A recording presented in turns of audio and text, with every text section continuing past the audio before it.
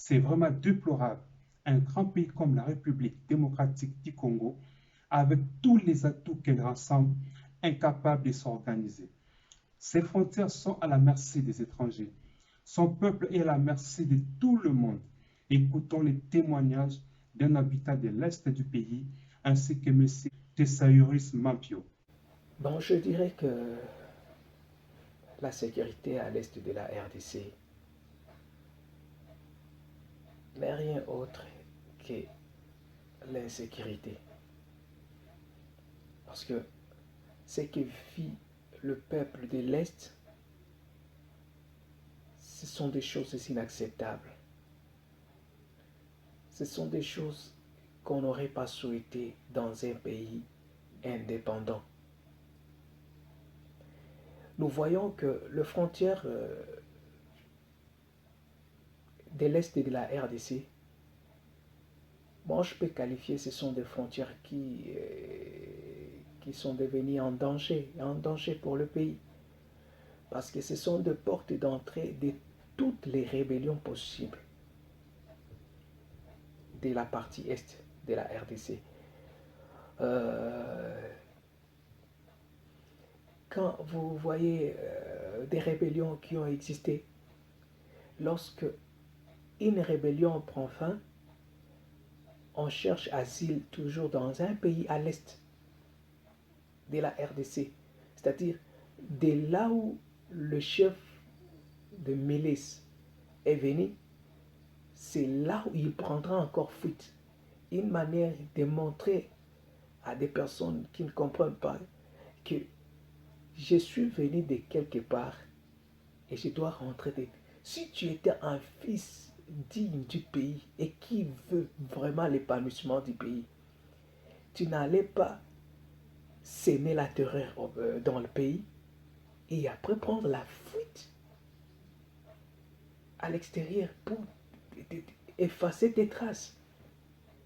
Ouais, je ne crois pas que ces frontières sont bénéfiques pour les pays.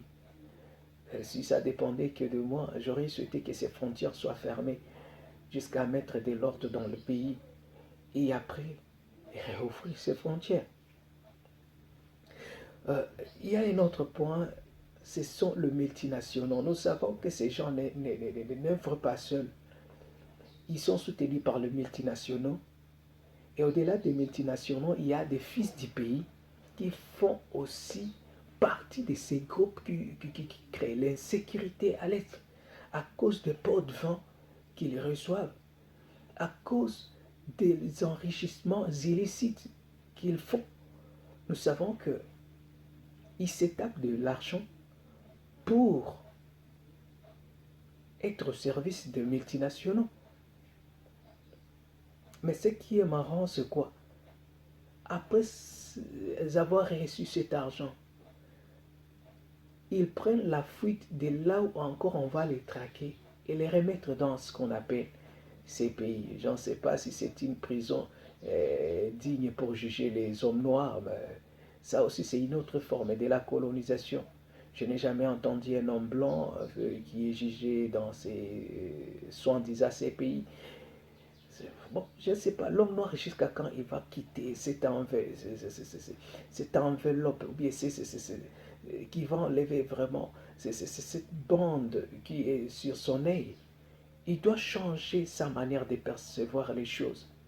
L'homme blanc, c'est vrai, c'est un homme bien, mais d'une autre part, c'est un homme qui veille juste pour ses intérêts. Alors, et nous aussi, nous devons veiller sur nos intérêts pour que nous puissions nous dire que nous sommes totalement indépendants. Nous devons éviter la dépendance totale que nous avons envers ces gens qui nous traquent, même de loin. Ouais, je ne sais pas, je ne sais pas. Ça, c'est ma manière de voir. Je pense que le Congolais doit comprendre. C'est ça, échanger sa perspective, échanger sa manière de voir les choses pour qu'il puisse aller de l'avant. Ne pas seulement fêter des années d'indépendance et rester sur la même place, mais fêter la progression de cette indépendance dans sa lutte. 60 ans après, Et ça nous rappelle quoi? Quel message que chacun de nous, le peuple congolais que nous sommes, nous rappelons de l'histoire. Quelle est l'histoire que revient dans les mémoires du peuple congolais? Quel est le vrai message que le peuple congolais doit comprendre pendant 60 ans après? Aujourd'hui, regardez, observez, vous êtes des témoins oculaires. On va expliquer à personne, mais vous tous, vous êtes témoins. Faisons des analyses ensemble. Faisons des observations ensemble. 60 ans après, nous sommes où?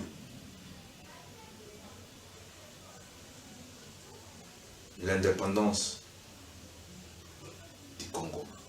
Est-ce que nous avons acquis réellement, vraiment cette indépendance? Jusqu'à la preuve du contraire, nous sommes un pays dominé par les étrangers, conquéri par les étrangers. L'RDC est un proie pour les étrangers. Mais le peuple lui-même, le peuple en soi, le peuple congolais n'est pas bénéficiaire de cela. À cause de l'individualisme et l'égoïsme de l'homme politique que nous sommes, nous sommes à la base de la crise de la RDC. Et voilà pourquoi que chacun de nous doit réfléchir à cette manière pour comprendre réellement est-ce que nous avons acquis l'indépendance du Congo. Oui, 60 ans après. Tout à l'heure, je disais, est-ce que nous avons acquis réellement ou nous sommes un pays indépendant? Parce que je disais que avant indépendance est égal à après l'indépendance. Pourquoi je disais cela? Si je fais des observations, des analyses, je comprends que la RDC a beaucoup reculé dans un niveau plus bas, à tel point que la situation n'a jamais changé. C'est ce qui est impossible. C'est pour laquelle les raisons, l'RDC doit mobiliser. On doit mobiliser des capitales humains. C'est le capital humain qui pourra changer la République démocratique du Congo. Que chaque être humain, chaque Congolais, Congolaise, travaille dans l'esprit public pour des changements radicaux et totaux. Nous sommes, le temps a évolué. Nous sommes au XXe siècle. Le temps a vraiment évolué. Le peuple congolais en général doit se mettre au travail. Il doit travailler main dans la main pour des changements totaux de cet beau pays que nous sommes, la RDC. J'ai poussé un peu mes observations plus loin. Nous devons combattre l'individualisme, l'égoïsme de l'homme congolais qui est à la base de la crise de la RDC. C'est pour quelles raisons nous remarquons de conséquences terribles. L'RDC avait des entreprises, avait des industries. Où en sommes-nous aujourd'hui? Je me souviens même à l'époque, les étrangers venaient à l'époque en RDC pour se faire soigner. Le niveau de formation médicale était au top, au-delà. Mais nous sommes où? Ça me donne plusieurs réflexions à penser à ce sujet. C'est pour laquelle raison nous devons construire un État efficace. Nous devons assurer la sécurité du peuple congolais. Nous devons construire un État efficace avec l'armée fonctionnelle, avec une police citoyenne, avec une administration publiques pour faire avancer les pays, pour développer les pays. Les relations bilatérales entre autres pays, c'est bien beau, nous ne les refusions pas, mais il faut qu'on puisse changer des manières à collaborer, à travailler en partenariat avec d'autres pays d'Afrique, de l'Occident, ainsi que d'autres régions de Grand Lac. Nous sommes arrivés à un moment où nous devons rester calmes et regarder. Nous devons faire même rétro pour regarder des miroirs. Chacun doit regarder des miroirs, voir d'où nous venons, où nous sommes aujourd'hui. Parce que si nous n'observons pas la situation entre le pouvoir du peuple congolais, chaque jour, du jour au jour, est en train d'être dégradé. Aujourd'hui, le peuple congolais vit d'un essai de 1,9 $ par jour. La situation du pouvoir d'achat est compliquée. Le peuple congolais souffre en général. Il y a des difficultés énormes sur tous les plans. Sur le plan de l'éducation, sur le plan enseignement, sur le plan professionnel. Il y a beaucoup à faire dans notre pays. Et en réalité, si nous devons mobiliser la population, le peuple congolais dans son ensemble, il y a des aspects primordiaux pour développer le RDC. Je laisse un message fort pour dire que il est temps que le peuple congolais compte sur le mal. Aujourd'hui, nous parlons de l'état des droits. Mais il y a beaucoup de questions que je me pose. Est-ce réellement, nous sommes à l'heure actuelle un pays d'état des droits?